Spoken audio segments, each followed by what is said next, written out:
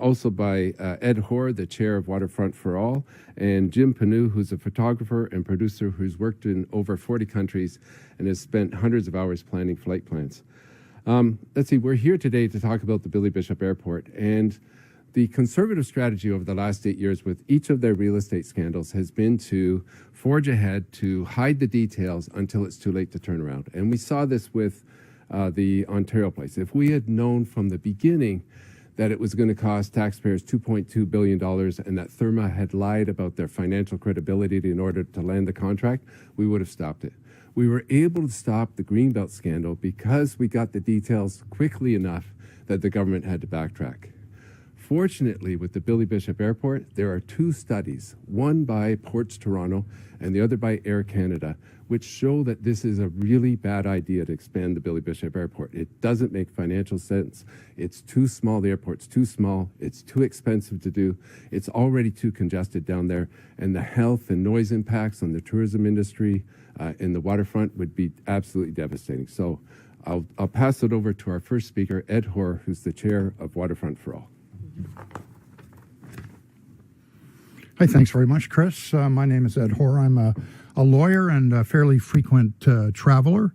And I just want to throw a couple of slides up that have to do with what we know about the JETS expansion. We've got two studies, as Chris said. One is by Oliver Wyman, which is Air Canada's consultants. And they said, among other things, that you would have to have runway approach lighting for about 700 meters at the end of the runway. That's in addition to the 900 meters that's mentioned in the Globe and Mail today. In other words, the runway would come out a bunch of distance, and then you would have the runway approach lighting. They also said you would actually have to move the entire runway south because there's not enough room otherwise. So what that means is that probably the Hanlan's Point ferry would be removed. It would be eliminated altogether. The other significant report, which is 1,000 pages long, is the Toronto Port Authority's own environmental assessment. And what it says is, among other things, you'd have to have jet blast deflectors. Could I go, let's see, the next slide is here. There we are. These are two visualizations because there's never been an actual release of what they would look like, but they're kind of like fences or deflectors that would be into the runway, both ends. You can see that it's a sort of a wraparound there, around 15 to 20 feet high. Out in the middle of the harbor, there would be sound blast barriers along the side, so it would look awful. That is what would be in our harbor. The EA is interesting as well. Remember, this is Toronto Port Authority's own experts. They said that the island airport causes increased chances of lung cancer, tumors, and other bad health effects. So in summary, what obviously needs to be done is we need to really look carefully at what the health effects and what the other impacts are of this proposal. The current expansion that we've just heard about is not going to solve these problems, I don't believe. Thanks. We're going to have Jim Panu next. Okay. Thank you, Ed and all. About 11 years ago, when we first started pushing back at the airport expansion for jets, we decided to model what an airport actually looks like using Transport Canada standards. Now, airports have protective spaces around them that nothing is supposed to get past. In this situation here, this particular circle, this exists in other parts of the country, but not like this, the way that buildings penetrate through that space. The Toronto Island zoning regulations is what's in effect right now, and what we're looking at here is the Toronto Island zoning regulations, protective surfaces that nothing can go past. You can see over there the buildings, potential buildings in the portlands, they're not coming through there. Under the newest standards, which is when if jets are allowed, this is what's going to happen in the portlands. That safety surface is going to come down really quite low. Those towers are about 40 stories. They're going to have to take haircuts. Even if they can make that. Is that a good idea? You know, having airplanes flying so close to the buildings. The Western Gap will likely be closed off under the plan that was announced this morning. This is from Access to Information document from 2014. This is what the people at Transport Canada were saying. Looks like they plan to extend those runways into the lake. Simply amazing, responded somebody.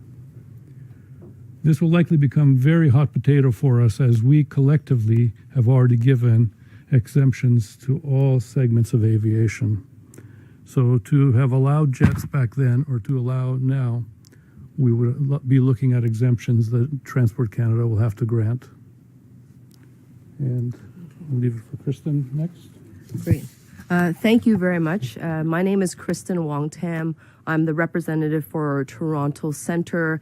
There's a straightforward reality here, folks, and that is that Toronto does not need to fly jets over its waterfront or extend runways at the Billy Bishop Island Airport to meet this city's, province, and country's air travel needs. The Pearson lift expansion at the Toronto Pearson International Airport represents currently one of the largest infrastructure transformations in our province. LIFT stands for long-term investment in facilities and terminals. It's a multi-billion-dollar plan to modernize and expand the Pearson Airport over the next 10 years. This includes massive upgrades to Terminals 1 and 3, new terminal capacity, improved passenger processing, major investments in digital systems, sustainability, vast ground access for more plane taxi stands, more plane taxi lanes, I should say, more plane stands, more gates, more slots. All of this has been approved. It's designed and progressively funded with a groundbreaking ceremony scheduled for May the 11th, just 13 days away. At its core, the Pearson Lift campaign is about growth. Today, Pearson handles more than 47 million passengers annually, but under the Lift expansion, this number will rise to about 65 million to 70 million passengers per year, and they will achieve those numbers by the early 2030s. This represents an increase of 18 to 24 million additional passengers moving through our city and region each year. Contrast Pearson's growth numbers with Billy Bishop's shrinkage. Before COVID, Billy Bishop moved only 2.8 million passengers. Today, their numbers are hovering at 1.7 million passengers. They have lost over 800,000 passengers and cannot recover without recklessly paving over Lake Ontario and permanently altering Toronto's natural waterfront. The Pearson Lift expansion is no small upgrade. It's a fundamental reshaping of how Pearson operates and moves over 65 to 70 million passengers per year. The decisions we make now will define air travel, economic development, and livability in our city, our province, and for decades to come. The success of air travel for our future is at Pearson International Airport. It is not at the Island Airport. Thank you. Okay, thank you. Did you talk about birds?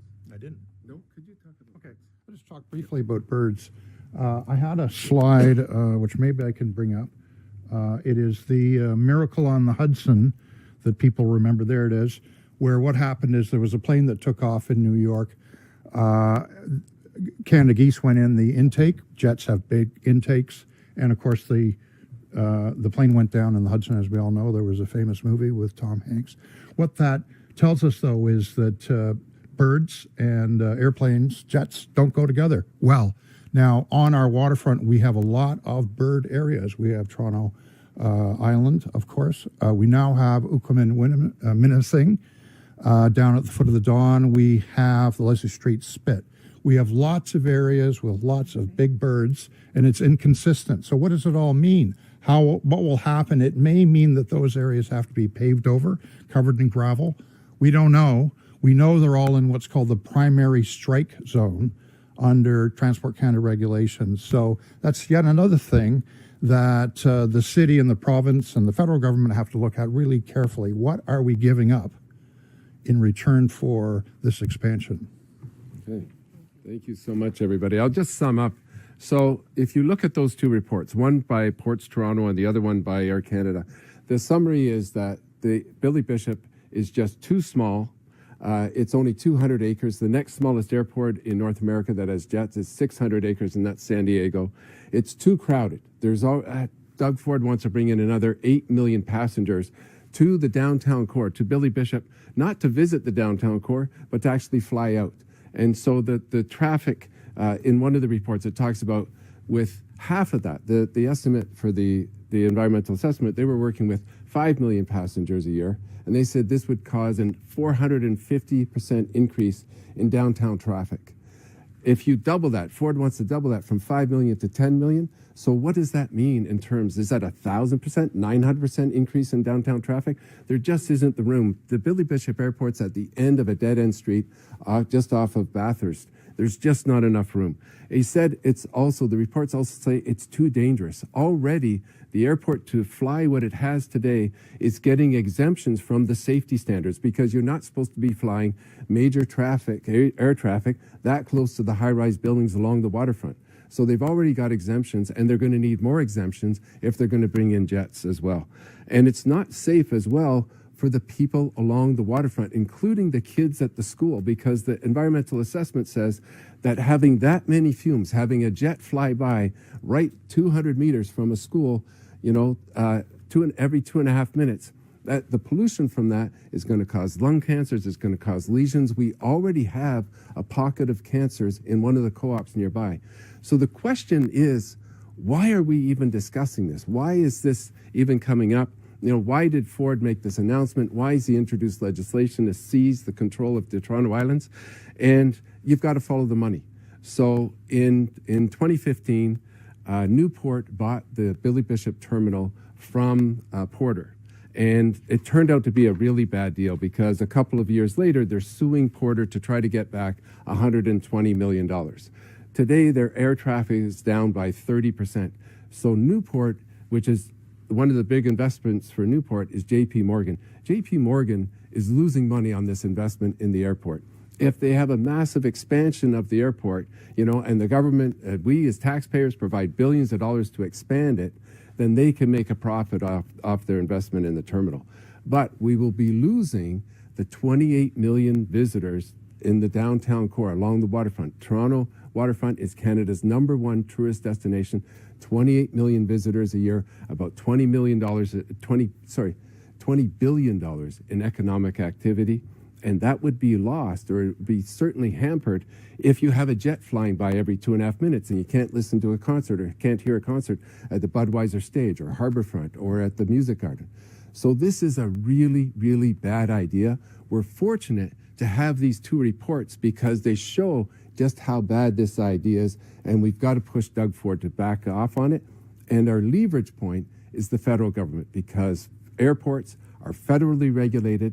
The federal liberal government has control. Doug Ford cannot do anything at the airport without the liberal government without their say-so.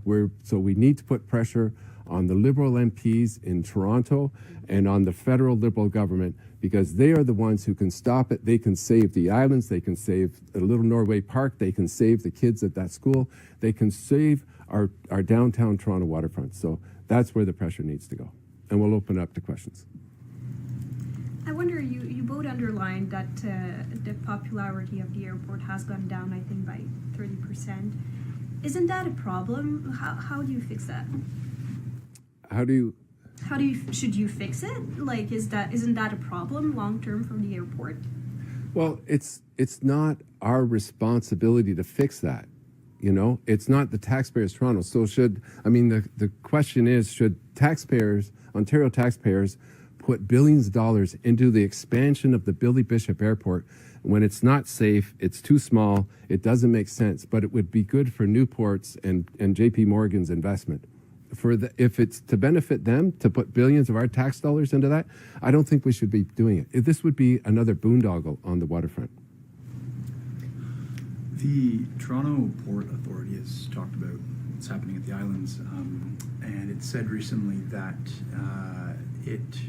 any plan that it's involved in, it will not reduce the overall island space. So I'm just wondering what you make of that statement and whether it's reassuring at all. Okay, I'll pass it to my colleague. Thank you for the question. We have heard many times that this premier was not going to touch lands that were sacrosanct, lands that were important to our farming. Greenbelt is an example of that. So when we hear that the Ford government is planning to take over the islands, but not necessarily do anything with it, we cannot trust this government. And when we see that the reports are talking about 900 meters of infill to build a runway all the way out from the islands to my riding in Parkdale High Park, with another 720 meters of lights popping up.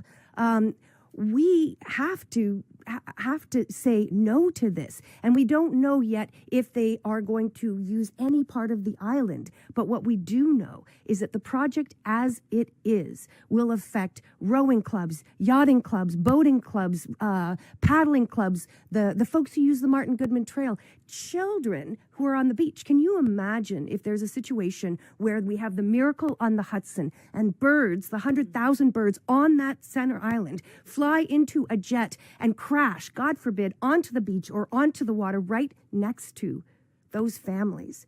So the entire idea that the Ford government should take over the islands, should take over this airport and do it is clearly not in the interest of Torontonians. It's clearly in the interest of someone else. We wish we had the freedom of information ability to find out who, but it is not safe. It has too much congestion. It's going to cost too much. Pearson Airport's already got an expansion. It is not what Torontonians want. And so we need to say no to this. And, the government seems quite gung-ho about this idea. Do you think land swaps should be on the table? Is there anything that the province could do to get Toronto back elsewhere in that sort of way? There's no other park beside Little Norway Park right there for that community. That is that community's park. There's a school right there. There's children that go to the school every day. There's a community center right there. You're going to have jets landing and taking off every 2.5 minutes, 200 meters from an elementary school. That's not safe. It's not safe in terms of it's the noise. It's not safe in terms of the traffic that's going to be happening down there. And it's not safe in terms of the fumes. You cannot, inundate children with those kinds of fumes, especially when the Ports Authority own environmental assessment says that the fumes will cause cancers and throat lesions. Like, we can't subject our kids to that. This is it's a really, really bad idea. And it's another one of Doug Ford's billion-dollar boondoggle where he squanders our tax dollars just like he did at Ontario Place, just like he did at the Science Centre, all of the property along the 413 and the Bradford bypass were bought up by his friends just before he announced those projects. This is another real estate scam by the Doug Ford Conservative government, and it needs to be stopped before he destroys our waterfront. Can I add to that? Yes. Yeah. Charlie, thank you for your question. I think that one thing that we can recognize that when it comes to land economics is that there is extreme value and markups when it comes to waterfront property. Waterfront property around the world tends to be the most expensive real estate in the world. It is sought after. It is oftentimes destination driven. And we put industrial uses, which are oftentimes dirty and polluting uses, away from densely populated area. The city of Toronto, over 75 years ago, started to decommission industrial uses along the waterfront, which is why we don't see the heavy carbon-related industry down there. What we have left are grandfather uses. That's what we see in big industry. But most of those other industrial uses, such as abattoirs, such as pulp and paper, that's all removed because there was a different purpose and a higher purpose now for the waterfront. And we need to recognize that the investments that have been made into revitalizing the waterfront with respect to cultural assets as well as expanded green space, making it much more pedestrian friendly, and also the built up of the mixed income neighborhoods, that is all purposefully planned. And I would say that that has been careful planning, oftentimes done in broad consultation with thousands and thousands of residents.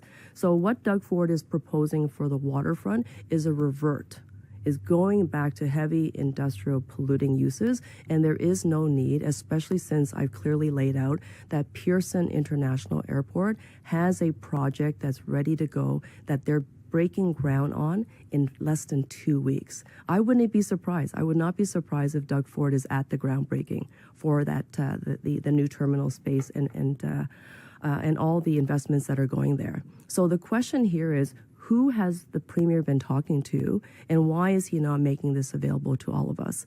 And more importantly, there has been no feasibility study or business case that's been put forward by the Premier to speak about why this particular use, the expansion of Billy Bishop Airport, the paving over our lakes, and the destruction of our natural habitat, how that can be justified, and where is this information, where is the request coming from? Because it's certainly not from Torontonians. Sorry. Thank you.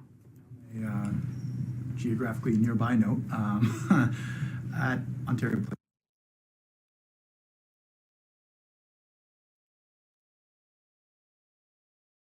for the contract to build the parking garage.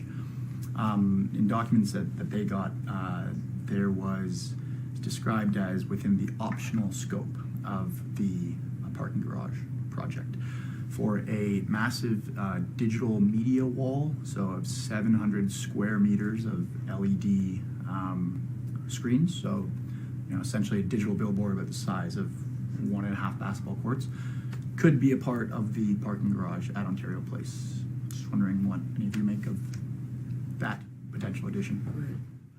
Okay. It doesn't surprise me. It's the first I've heard about this. It doesn't surprise me because Doug Ford's hell-bent on destroying our waterfront and hell-bent on giving as many taxpayer dollars as he possibly can to all his friends and donors. And we've seen that over and over again, so that they're going to put a giant billboard on this parking garage. I mean, the beauty of living in Toronto is that we are a waterfront city. And people love the waterfront. 28 million visitors a year to the downtown Toronto waterfront, and they're coming there for concerts. They're coming there sometimes just to walk, just to go over to the islands and visit Centerville, to visit, Hanlon's Point, to visit, just to ride those crazy four-wheel bicycles over on the island. There's boaters in the harbor. And Doug Ford is saying, oh, well, none of those people matter. None of the people who use the waterfront matter. There's money to be made by expanding this airport. There's money to be made by having a giant billboard that's going to block the view of the water over at Ontario Place. And so this is his way of doing it, because he has a cottage up on Lake Muskoka. And not everybody in Toronto does. Most of us use the downtown Toronto waterfront as our waterfront access. And, Doug Ford's not proposing to have jets or a giant billboard in front of his cottage at Muskoka. I think he would get a lot of pushback, and we should push back here at our waterfront for our waterfront. We need to protect our waterfront in Toronto. I'm going to add to that. Charlie, thank you. Having been a former city councillor, I spent a lot of time at city council deliberating over sign variance bylaws. And I think it's safe to say that, City Council has struck a balance to the best that they could, despite the extraordinary pressures that come from the sign lobby to place signage and third-party advertising on buildings. It is highly profitable. But one thing that needs to be noted is that once a sign is approved, or in this case, Doug will not even go through City Council, he's not asking for a variance. But once the Premier gets his way with this massive 700-meter screen, is that you'll see the proliferation of applications coming in from all the other building owners and landowners. They will become so profitable that they are not going to be motivated to build anything, which is what we saw in Times Square in New York, is that the billboards around Times Square became so profitable for those land and property owners that they decided to keep some of their buildings empty because they generated enough revenues just from the digital billboards. Going back to Billy Bishop, every time we've asked the federal government if they agree with the expansion plan, they basically said, before any changes, we will consult every community, every Indigenous communities. Is that a fair response, do you think? Go ahead, Alexa. I think we've seen with this premier the first use of Bill 5. He intends to build this without consultation, without regard for environmental assessments, and I think that when we know that if the premier takes over the city part, we know that there's no will on the part of the government of the province to consult with the community. That's essentially what Bill 5 gives them the power to do. So we're not seeing at this point a pathway forward with the federal government, but that's what we hope. We hope that the federal government will be the sober second thought on this and will ensure that Torontonians have a say in their waterfront. And so this is part of our ask here is that our federal MPs from Toronto understand that the waterfront is the space of sort of quiet and calm and beauty for many in Toronto, for 28 million visitors, and that they will consult with those members before going ahead. It's frankly shocking, given the presentation that we've made today, that anyone would be considering expanding this airport at this time, but certainly without giving Torontonians a chance to weigh in on the waterfront that means so much to all of us. I just want to add to your very important question around Indigenous consultation with Indigenous communities. The duty to consult has not been removed. And I think it's important for us to recognize that the Mississaugas of the Credit have existing water claims on Toronto's shoreline, which they have never abandoned. So I want to ensure that the Mississaugas and all Indigenous nations who have interest in preserving this waterfront, not for construction and not for rapid development and reckless development, but for its natural habitat, is that the Mississaugas of the Credit should be at the table. And if they're not, then Doug Ford has once again missed a very important step. Any more questions? Thank you very much. Okay, thank you.